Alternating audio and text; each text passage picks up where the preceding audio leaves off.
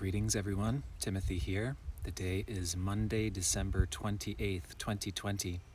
I'm doing these videos a little differently than I used to. Had to make some adjustments here due to the technology. This is going to make it a little bit easier for me. I think it should be easier to create content as well as keep my nervous system a little bit lower. Always important. And so, in my last video, I did not get to talking about tomorrow's full moon. And so I would like to talk about the energy of our full moon in Cancer tomorrow, December 29th, as well as some of the coming next couple weeks where we are, what we're getting ourselves into. Now, the prior solar eclipse in Sagittarius on the winter solstice, this was December 21st, was a south nodal eclipse. This is bringing up themes from the past to process. Okay, so we had that new moon solar eclipse on the south node initiating a period of past processing. And we did get into this on the video on YouTube on the solar eclipse energy. Now, this new moon solar eclipse is now growing fuller into our full moon in Cancer tomorrow, the 29th. And this full moon in Cancer will also be square to the wounded healer Chiron in Aries. Now, the full moon in Cancer every year is one of the most feeling, sensitive, emotional moons of the year. And particularly this full moon is a feeler, being square to Chiron. There's quite a bit to process. There can be a heaviness, there can be a sadness, there can be a depression, and we'll talk about the value of holding a space for these feelings, even if they may be uncomfortable, even if they may be challenging. But one way or the next, regardless, this is a period of emotional processing. This is a period of reflection on the past. Now, what's so important to talk about is that the moon, Cancer, is integral to our own evolution. In evolutionary astrology, the water trine, the trine of spirit, is said to be that most important dynamic through which we experience life and therefore grow and evolve. So the moon, the Cancer point of this water trinity, is our own personal ego. And our ego, our personal experience in evolutionary astrology, is in no way, shape, or form a problem. It's not something we're attempting to bypass. It's not something we're attempting to get around.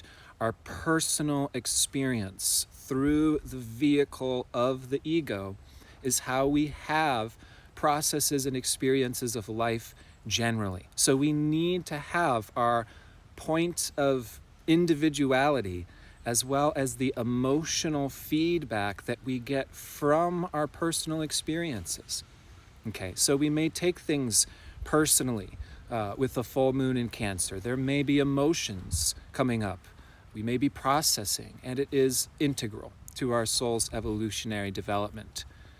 The second point on the water trinity is Scorpio, ruled by Pluto, which is our soul's depth. And the third point is Pisces, Neptune, which is the collective consciousness as well as unconditional love and spirit. So there's actually a connection between our ego, our soul, and spirit. And through our personal emotional experiences and processes, our soul has experience through which we learn, grow, and evolve. But here's the bottom line and the key. In order to evolve, we therefore have to feel our personal experience. We have to actually process our life. And this is something that is not talked about enough in New Age spiritual circles. It's certainly not something that is catered to or provided for by our contemporary world and society. So the moon in Cancer is our center, it's our personal identity, it's our emotional core. And Cancer also rules emotional safety. Safe space is Cancer. in order to process any emotions. We must have safe space. We must have the comfortable, open, slow, and supportive. And that's the key here, the supportive environment, in order to relax into our deeper emotions and move them, process them, feel them, even if those emotions aren't necessarily fun or comfortable. So safe space is actually the most missing and needed medicine of our times. This is something that's never mentioned by astrologers enough, that the planetary nodes of Saturn, Jupiter, and Pluto for all souls, for everybody, is in the sign of Cancer, which indicates collective evolutionary development over a period of many thousands of years. And it reflects this societal construct, Capricorn, which has stripped away from our species safe space, actual familial bonding that is supportive, that is comforting, that is welcoming, and therefore creating a container or a space to go deep, to release, and to process. Again, this is the most missing and needed medicine in our day and age. Because this is the medicine of our times, this full moon tomorrow can be illuminating our deeper feelings, our deeper wounds, and therefore what we need in order to heal. Because this safe space is the medicine of our times, it is challenging to implement. Creating safe space goes against our societal conditioning. This is the actual dichotomy that comes up every single year in Capricorn season, aka Christmas time.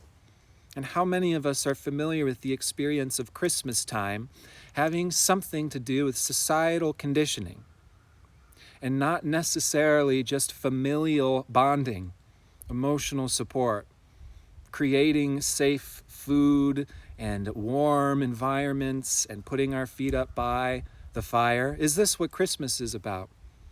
Or do we get torn between the societal conditioning, the expectations and obligations to our family? See, there's a very, very stark difference between emotional support, what is ideally supposed to be provided by our mothers, our family, our home, Cancer, and societal expectation.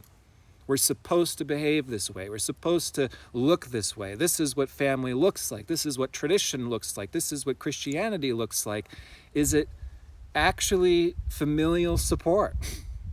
Or is it societal conditioning? Every Christmas time, this dichotomy between Cancer and Capricorn is brought up. Every full moon in Cancer, every year, brings up this dichotomy between Capricorn physical security and Cancer emotional security. Well, it's the Cancer emotional security that's the most missing and needed thing in our world. And in order to integrate this needed medicine, it is challenging because it goes against our societal conditioning, right? If we don't feel like participating in Christmas, do we feel like we have permission to honor our feelings? Or do we usually feel like we have to conform to expectation, shove down our feelings, because Christmas time is about performing to a certain standard? So again, this is a time where we should be going against societal conditioning, even though we may feel guilty, even though we may feel bad, to give ourselves the necessary space and time to process all that's going on.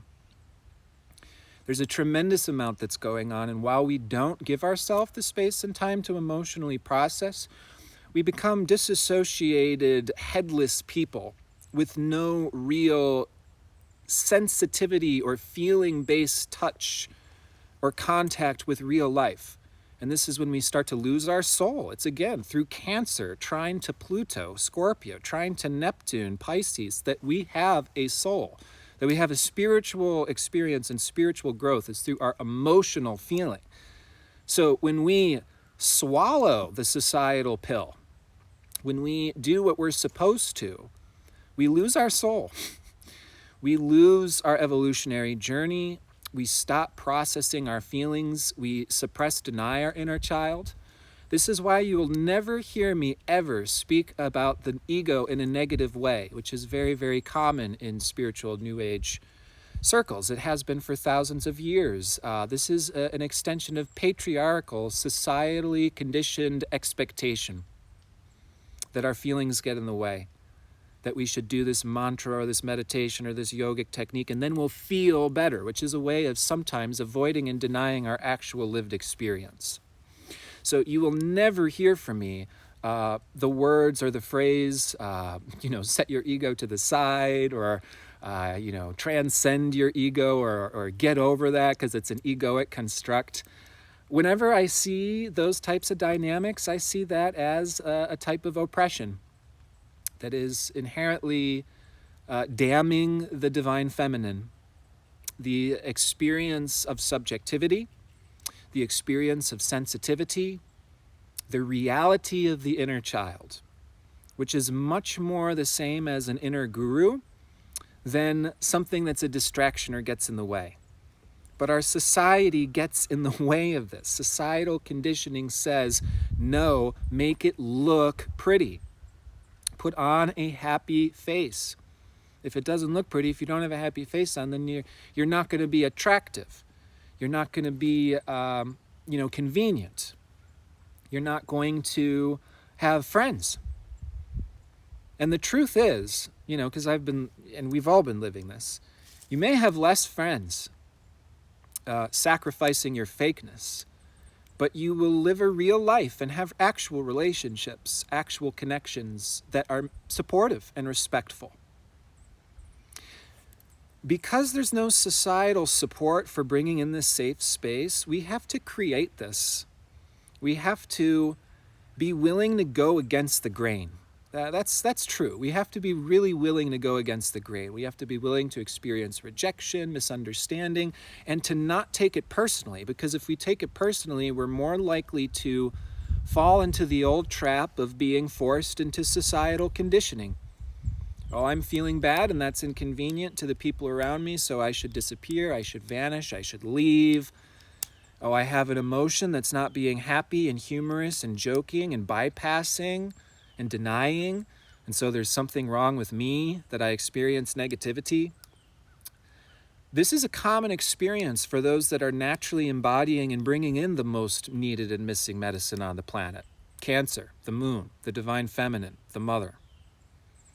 So those that embody this medicine have to learn to protect and respect themselves, even when it's going against the grain of expectation, going against the consensus, going against the norm, going against the fashion trend. People who are creating this space or representing the divine feminine or the mother are oftentimes disrespected, mistreated, shoved under, told that you're dark or inconvenient for having emotions or sensitivities that are actually informing us of the reality of any given circumstance, right? If we are in a family situation where there is loss and betrayal and brokenness, and it's depressing and it's sad, and we are processing and emoting that is bringing light to reality. It's bringing light to the actual circumstance. And even if the other members are not comfortable or capable of doing this deeper processing, it doesn't mean that the other members are somehow superior for sacrificing their inner child, for avoiding their feelings, for being a strong guy or a strong gal. We have to recognize the value of emotional processing, even when other people in the world will not. We have to recognize the value of emotional processing, feeling into our sadness and our hurt, even when it's not being supported by others, and even while it's not fun, enjoyable work. This is a dynamic I'm oftentimes pointing out in the New Age movement, is a lot of the New Age movement is not about spirituality, healing, helping the lesser fortunate, helping other people, care or love. It's about bypassing, disassociating, and going into a fake vacation realm, which is actually a way of abandoning our brothers and sisters in need. To show up for others, we have to first show up for ourselves. That's not fun or enjoyable all the time. One of my favorite Jeffrey Green quotes that never gets quoted, because Jeffrey Green's not popular in the New Age movement, is you don't have to like your soul's evolutionary journey. You just have to live it. You just have to do it. You don't have to be responsible for the traumas that have happened to you in the past. That would be a horrible form of victim blame or trauma blaming, which is a very common dynamic in the New Age movement. I brought it up in the last video, the horribly popular propensity to blame those with physical disorders or illness, to say, oh, they're responsible for their physical illness or disorders because they're not doing enough yoga or they're not high vibe enough. Horrible, horrible prejudice against the people who deserve love and care the most.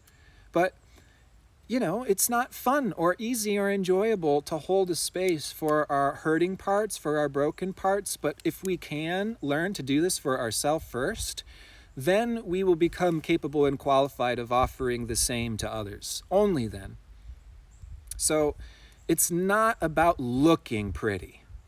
And the greatest, most powerful healers and teachers, I'll be quite frank, they don't look pretty. They're not attractive. They're not smiling. They're not selling you the next new age quick fix or retreat vacation. These are the folks that, as we saw over the last summer and this last year, are dangerous people to associate with. They're so disconnected from reality. They're abusing their students. They're abusing the people around them. So the actual balance of Cancer and Capricorn is that we need to be responsible Capricorn for creating the emotional safe space for our own and others' healing. And that's not a vacation. It's not fun. It involves a lot of inconvenience. I would like to do things this way, and it's not going to be that way. It's not that straightforward. We need to be more flexible. We need to be more forgiving. I liked driving an hour to shoot my videos with a better scene. It got me that awesome YouTube cover photo that would have gotten me a few more visitors. And you know what? It's just a huge waste of time that sucks away my energy, makes me lose my center, and it doesn't matter. It doesn't help anybody. It's all an appearance. There's so many things that we all live in our lives throughout our day, in our job, that's just like this. This is the most common dynamic I see in all souls everywhere. I just see souls imprisoned by all these silly societal expectations and obligations coming from their bosses, their parents, and it's all driven by physical insecurity, financial insecurity. If we were to be physical, we'll get thrown out into this. If we were to be flexible, we will get thrown out into the snow. If we were to take a day off, our bosses will never understand. If we were to stand up for ourselves, when we're the ones representing the mother, emotion, sensitivity, the feeling of the room, if we're the one representing the room because we're the one reading the room, and then we get blamed, you know, it's like, what do? Do we just conform to the prison guard? No. You know, this is the actual work. You know, our society says, what's wrong with us if we show up with a face that's not Walt Disney World happy? If we post a profile picture of ourselves that's not us with a cheesy fake smile on, people will say, what's wrong with you? I did this last week. Someone's just like, you look awful. You know, well, you know, I'm a human being. I do the tongue-in-cheek introduction of I'm a human because I'm a human being. You know, this is what it's all about. So, yeah, emotional processing is the healing work. Creating safe space is what allows for the healing work, somewhat easily and effortlessly. For those of us who are emotionally intelligent, for those of us who are trauma-informed, we have such an advantage. We have such an advantage. We don't even recognize it. Nobody else does either. There's no reflection back to us saying how advantageous our sensitivity, our awareness is through being emotionally intelligent, through being trauma-informed. We are the people that see human beings for who they actually are. Therefore, we are the only people who are capable of properly caring for other human beings. And that effective care of other human beings by actually seeing who they are, through sitting with someone, by going to their depth, is being a healer, is being a spiritual teacher. It is not wearing a special hat or speaking a special language or joining the damn cult. It's just about showing up with other people and seeing them for who they are, embracing the wholeness of who they are, the wholeness of their emotional expression. When we judge people for their emotional expression, we usually don't know them. We usually don't know their story, their history, their past experience. So healers get to know people. Healers make personal contact with others through listening and sharing stories and relaxing. It's not a big deal. I'm not going to judge you. You're free to share any part of your story. That's what healers sound like, do, look like. And it doesn't have to look like fucking, G.I. Joe, militant yogi, bearded guru-like bullshit that everybody just keeps falling for time and time again, just like Donald Trump. It's the same dynamics, to be honest. So, tons of emotional processing. We need a conscious shell to crawl into. See, Cancer goes wrong when it's unconscious. The stereotype is watching TV in our room with the ice cream surrounded by pillows and stuffed animals. And that's unconscious Cancer, right? That is, I'm so overwhelmed by feelings that I have to implode. I have to go into my shell. I have to run away from the world. And everyone's mean and everyone's a grown up, and everyone should just go back to their room. And it's just like, well, if we consciously create the space, my room is my womb, where I return to the divine feminine to process my childhood trauma, to heal my soul. Now we're doing Cancer consciously. And that's a wonderful thing. So we want to consciously create this shell. And this is the Cancer-Capricorn dichotomy. We're not taught or shown how to do this, but we need to create this Cancer shell to rest hard, to play hard. And this is the other thing. Everyone's in this prison of societal conditioning. And I mean no exaggeration. Everyone is in a prison of societal conditioning. The ones that are healing are the ones that have recognized that they've already been there and done that. This conditioning's already been embodied. So everyone has this societal conditioning, and we are driven to death by it. We don't feel like we have permission to rest or relax, and then we never get strong, we never get centered, we lose our discernment, we lose our soul. So we actually have to rest hard to be creative authorities, directors, CEOs. We have to learn to rest hard to be in charge, to be in control. And this is another area where we all get run over by societal oppression. We're taught that we're not supposed to have those things, therefore we have no energy, we have no discernment, we forget who we are, we don't even know what we're doing, we're just fighting to survive until the day that we die. Okay, so the work is in the emotional processing, and the work is in recognizing where we have resistance to doing this type of emotional processing.